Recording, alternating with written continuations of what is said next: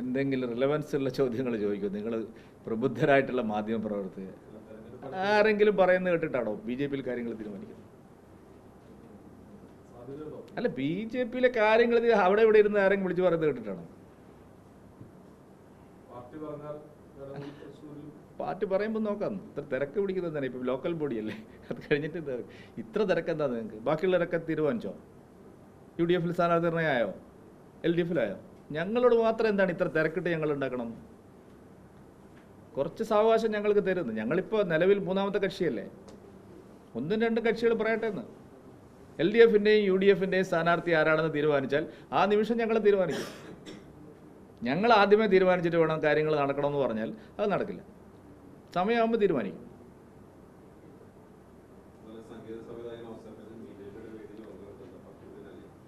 അതെ, അങ്ങനെ നിരവധി ആളുകൾ വന്നുകൊണ്ടിരിക്കുകയാണല്ലോ. ഏതെങ്കിലും ഒരു പാർട്ടിയിൽ പൊതുസമൂഹത്തിൻ്റെ വക്താക്കൾ ഇപ്പോൾ ചേരുന്നുണ്ടെങ്കിൽ അത് ബി ജെ പിയിൽ മാത്രമാണ്. കാരണം കേരളത്തിലുണ്ടാവുന്ന വലിയൊരു മാറ്റത്തിൻ്റെ സൂചനയാണ്. പൊതുസമൂഹത്തിൻ്റെ പിന്തുണയുള്ള ആളുകൾ വേറെ ഒരു പാർട്ടിയിലെയും ഒക്കെ പോകാൻ തയ്യാറാവുന്നില്ല. എല്ലാവരും ഏക പ്രതീക്ഷ ഇനി ബി ജെ പി ആണ് എന്നുള്ള നില സ്വീകരിച്ചിരിക്കുക.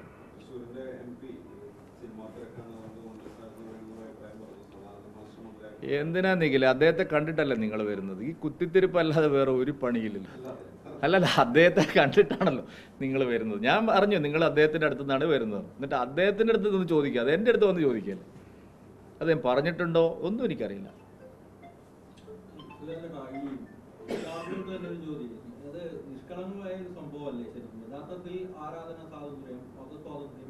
ആരാധന സ്വാതന്ത്ര്യം ഉണ്ടെന്ന് ആണ്.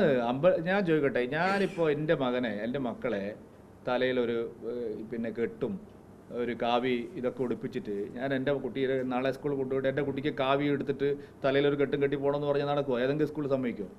MESൽ സമ്മതിക്കുമോ? ക്രിസ്ത്യൻ സംഘങ്ങളെ സമ്മതിക്കും? പൊതുസമൂഹത്തിലാണ് നമ്മൾ ജീവിക്കുന്നത്. മതസ്വാതന്ത്ര്യം, അവർക്ക് പള്ളിയിൽ പോകാം, അവർക്ക് ആരാധന നടത്താം. ഇല്ലെങ്കിൽ അങ്ങനെ അനുവദിക്കുന്ന സ്കൂളുകളിൽ കുട്ടികളെ അയക്കുക. അതല്ലേ നമ്മളെല്ലാം ചെയ്യേണ്ടത്. ഇപ്പോൾ എനിക്ക് ആഗ്രഹമില്ലാത്തതുകൊണ്ടല്ലോ ഹിന്ദു വേഷധാരിയായിട്ട് എൻ്റെ മക്കൾ പോകണമെന്ന് എനിക്ക് ആഗ്രഹമുണ്ടാവും. അത് പ്രകടിപ്പിക്കാനുള്ള സ്ഥലമല്ല സ്കൂൾ എന്ന് പറയുന്നത് എന്താണ്? എല്ലാവരും ഒരുമിച്ച് പഠിക്കുന്ന കളിക്കുന്ന എല്ലാ വിഭാഗം ആൾക്കാരും ഒരു കോമൺ ആയിട്ട് അതിലൊരു വ്യത്യസ്തത വരാതിരിക്കാൻ വേണ്ടിയിട്ടാണ് അവരങ്ങനെ ചെയ്യുന്നത്. അത് അതിനുള്ള അധികാരം മാനേജ്മെൻറ്റുകൾക്കുണ്ട്. അത് അറിയാതെയാണ് ഈ വിദ്യാഭ്യാസം.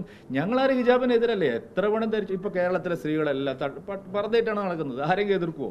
അത് അവർ നടക്കും. പക്ഷേ സ്കൂളെന്ന് പറയുമ്പോൾ, കോളേജ് എന്ന് പറയുമ്പോൾ അവരവരുടെ മാനേജ്മെൻ്റ് ഒരു യൂണിഫോം തീരുമാനിച്ചിട്ടുണ്ടെങ്കിൽ ആ യൂണിഫോമിലാണ് പോകേണ്ടത്. കന്യാസ്ത്രീ കുട്ടികളല്ലല്ലോ. കന്യാസ്ത്രീകൾ പഠിക്കാൻ പോകുന്നുണ്ടെങ്കിലാണ് പ്രശ്നം. പഠിപ്പിക്കുന്നതിന് എന്ത് ചെയ്യാൻ പറ്റും? അല്ല, അവരെ സ്കൂളിലല്ലേ പോകുന്നത്. MESൻ്റെ സ്കൂളിൽ പോകുന്നുണ്ടോ? ഏതെങ്കിലും മുസ്ലിം സംഘടനകളുടെ സ്കൂളിൽ പോകുന്നുണ്ടോ?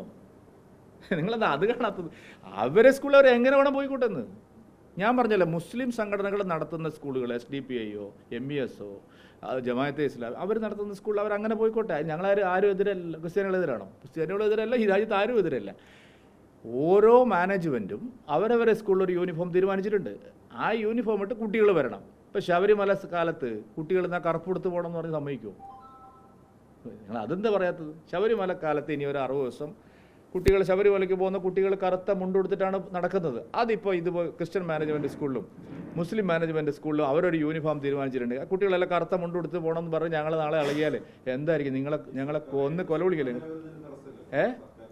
സർക്കാരിൻ്റെ കാര്യം വിദ്യാഭ്യാസ മന്ത്രി പറഞ്ഞോട്ടെ, അതിലെന്താ തെറ്റ്? സ്വകാര്യ മാനേജ്മെൻറ്റുകൾക്ക് അവരുടെ സ്കൂളിൽ യൂണിഫോം എന്താണെന്ന് തീരുമാനിക്കാനുള്ള അവകാശമുണ്ട്. മറ്റ് സ്ഥലങ്ങളിൽ മതം അനുശാസിക്കുന്ന വിദ്യാർത്ഥികൾ അങ്ങനെ പോകാനുള്ള അവകാശമുണ്ട്. അതാണ് നമ്മളൊരു ബഹുസ്വര സമൂഹമാണ്, അങ്ങനെ നമ്മൾ പോകണമെന്ന് പറയുന്നത്. പോയിക്കോട്ടെ, എത്ര സ്കൂളുണ്ടെന്ന് അതിൽ ഒരു 10 കൂടി തുടങ്ങിക്കോളിന്ന്. ആരാ ഇവിടെ തടസ്സം? നിങ്ങൾ ചോദിച്ചു കഴിഞ്ഞാൽ അപ്പം കിട്ടുമല്ലേ നിങ്ങൾക്ക് അനുവാദം?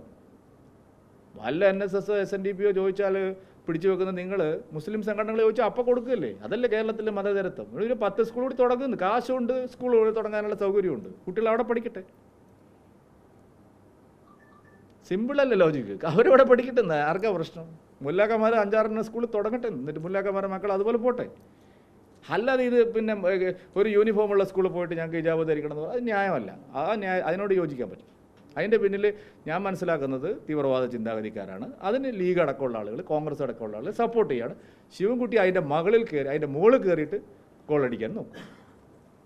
ഇതെല്ലാം എല്ലാവരും കാണുന്നുണ്ട്.